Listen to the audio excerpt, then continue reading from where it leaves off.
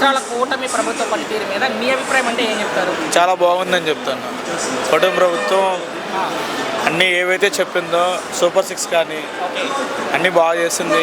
అమ్మఒడి తీసేసి లైక్ తల్లికి వందనం ఇచ్చారు, చాలా బాగుంది. మంచి మంచి రోడ్స్, మన డిప్యూటీ సీఎం పవన్ కళ్యాణ్ గారు మంచి రోడ్స్ వేస్తున్నారు. ప్రతి ఊరిలోనూ రోడ్స్ వచ్చాయి, డ్రైనేజెస్ వచ్చాయి, చాలా బాగుంది.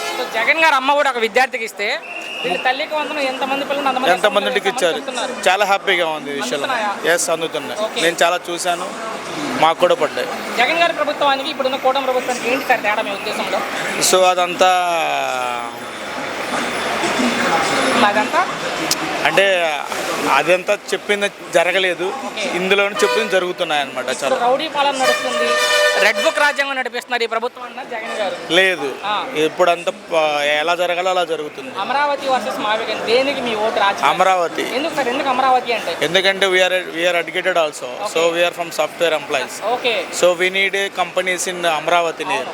మన పిల్లలు ఎక్కడికి వెళ్ళకుండా ఇక్కడ. సో నేను ప్రజెంట్లీ హైదరాబాద్ నుంచి వస్తున్నాను. సో నేను అదే విజయవాడలోనో లేకపోతే అమరావతిలో ఉంటే నేను ఇక్కడ నుంచి ఆఫీస్ చేయొచ్చు. ఒకవేళ జగన్ గారు గెలిస్తే అమరావతి పరిస్థితి ఏంటి? అంతా బూడిదే. రాష్ట్రం పరిస్థితి ఏంటి?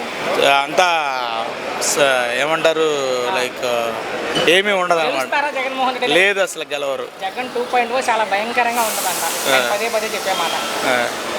ఏముండదు, అంతా రప్ప నరుకుతారంట. అసలు రప్ప ఉండదు, ఏముండదు. చివరిగా ఈసారి ఎవరు ముఖ్యమంత్రి అయితే రాష్ట్రానికి మంచిది అనుకుంటున్నారు? పవన్ కళ్యాణ్ గారు లేకపోతే చంద్రబాబు నాయుడు. ఎందుకు మళ్ళీ కూటమిలో వీళ్ళే రావాలనుకుంటున్నారు? అంటే పాలన బాగుంది కాబట్టి. Thank you.